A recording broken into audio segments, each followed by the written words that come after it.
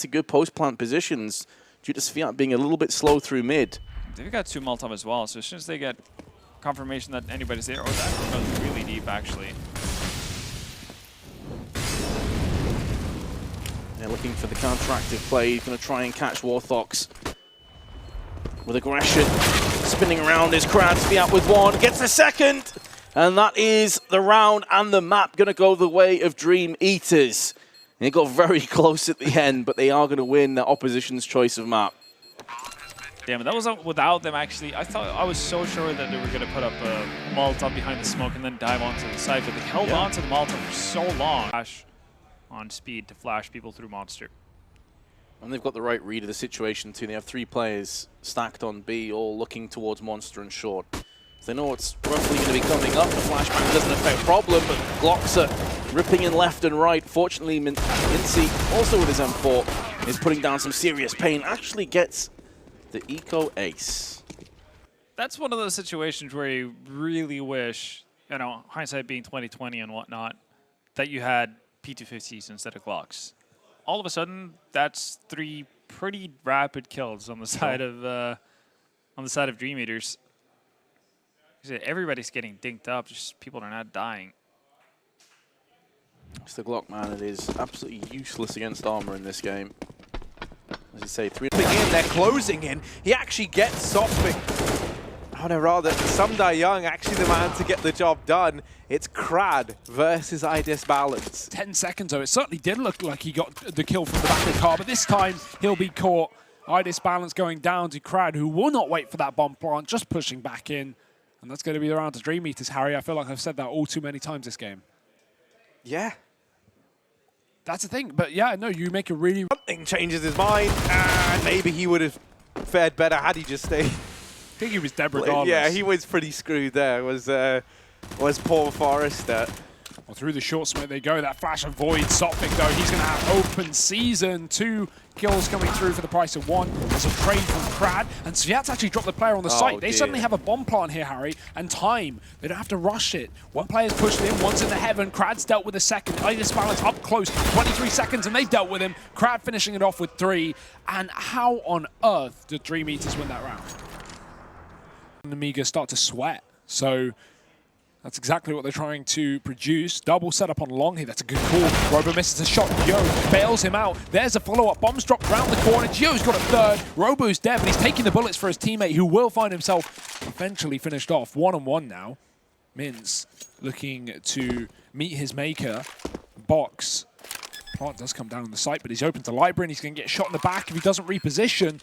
Has to turn around. Box has already come around the corner. Flashes through. AWP is posted, and the shot connects. Warthox do find their eco, but that... Earlier on, we saw him on Mirage doing insane stuff.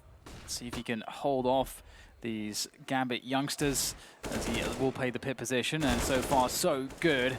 2 clean headshots going his way for the 3rd kill. Interzo doing damage. Shiro's the last one standing. And Chad was speaking very highly of him. Can he deliver something here? No. Almeza getting himself the ace. Not a bad round at all, but considering... considering that it was like an anti-eco, it's pretty incredible that so much damage was done. And I actually loved how they approached it. I thought it was so cool. The fact that they... going to get annihilated, So I don't know if Force knows something we don't, or whether that was a gamble, but that's a nice nade. And of course, no one has a Kevlar here, so this is going to be a fast one. They were going to run to their doom into the MP9. They go. And how come the Julies? All right, can we get any blood from the Julies? Ooh. There we go. Cheeky little ace coming out from Jerry in the anti-eco. Like you, important as we can see.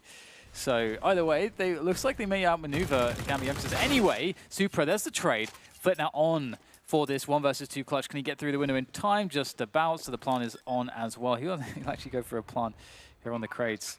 Let's see if he's able to do this. Throwing the Molotov into the doors only tells the CTs he doesn't have a smoke.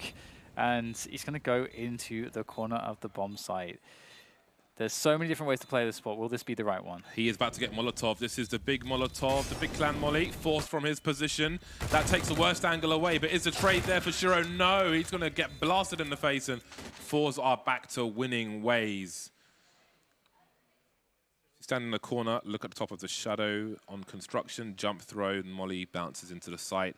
Because that's such a strong position. It's a horrible angle to walk into So Molotov there on a retake is so crucial, but Flit has the headshot on the second player moving in, Shiro. Ooh. Just the one bullet from Jerry required to Damn. make Exile's stats a little worse. There's a flashbang, bounces off the doors, and Nafani will bounce. Nafani will bounce off Xbox. Nafani. I gotta say Nafani. Nafani sounds weird in English. Almeza trying to use those bags for some cover, but he will be outdueled by a Glock all the way to the other end of long. In fairness, it was playing against 2 players, but Fours are now trying to find out the information moving from side to side of the map. They still have a man advantage, and they can spot mid, although no one seems to be doing that for some reason. No one's looking up towards T-spawn to see if they're crossing towards the other side. They're just going to play 2 per site. That's fair. Gambit youngsters are on a pilgrimage. I think they have good positions on both sides, so I think it's pretty fair. You don't want to get caught out of position, and if you put someone on mid, then you are leaving one of the sites a bit weaker. And all they have to do is get 2 kills, and it would just be it would be a 2v1 on the retake for the CT side. And ooh, Flick, can you find something? Jerry's going to get in there. His pistols have been phenomenal. Got a 4K in the previous pistol. He's looking like he might do even more damage here. He's already got 2 to his name. He might have to get all 4 at this rate as X-Power goes down very low. And Jerry again. Can he find the last one? No, it's down to X-Power. He's got 7 HP. He can wait for Inters to go for the plant. Inters looking to complete the ace. There's 10 seconds to plant the bomb. Inters, X-Power just has to wait for him to hit those, punch those buttons, just try to dodge him for the time being, but he can't. And that will be the ace. Inters trying to defend, but there's only so much you can do. That's a great HE, actually. That's going to eliminate face crack. But the AWP is being collected by Jerry, and X-Power there with an M4 as well. Kios pushing in, but he's against the AWP now of Jerry. He'll put the smoke down for some pressure. And oh, that was the shot. That was the flick, surely, but no. Kios will take him down. Opportunity missed. However, 4 kills and a bomb plant out of a half buy is certainly not a bad result, and they will be very happy with that. I feel like that no-scope is... So long is pretty crazy in of itself, and we can just try to finish things off here. But Almeza with a quick trio of kills is making things rather difficult. Swapping out to the AWP. Seems to know that Torik's there as well as he drops down in through Sandwich, trying to find his way back out of this bomb site towards the bomb. And he has limited time here, so he's going to have to run all the way. Somebody was close to top mid, but I guess they didn't push, otherwise they would have seen the bomb. An AWP trying to trade for an AWP. He tried to use the timing, but again, you missed that shot and you are just caught completely exposed. 20 seconds, and this player in connector is going to be very, very key. Almeza having a look. Oh, he's still alive. There's 12 seconds. Does Torik hold the angle? You just don't know which one to go. This would be a completely ridiculous ace. 4 kills for Almeza so far, and even if he loses the round, the sheer level of damage he's done to Simon is just psychologically brutal. With the time on the clock, I guess Torik was scared of a peek from the ladder area, so he's only now rotating towards the side, which allows Almeza to get a very forward position. Look at the cover he's got from the shelves. There's another shot, and there's a flank coming in Exile, so this is still all to do. Does he throw the bomb over? Are there grenades for him to cross? There's a flashbang. He could bounce off the wall. He will be throwing the grenade. I mean, the bomb, sorry. He didn't. You can throw it further than that, James.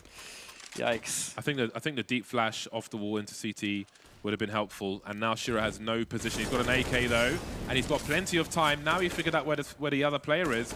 Around the smoke, over the car, running out of bullets. Almost the last bullet for that headshot. And there's still plenty of time to deal with Undo. Looking for the spray, and he's got it. No space for Unique. Gambit are all over this half. That is awesome. You decide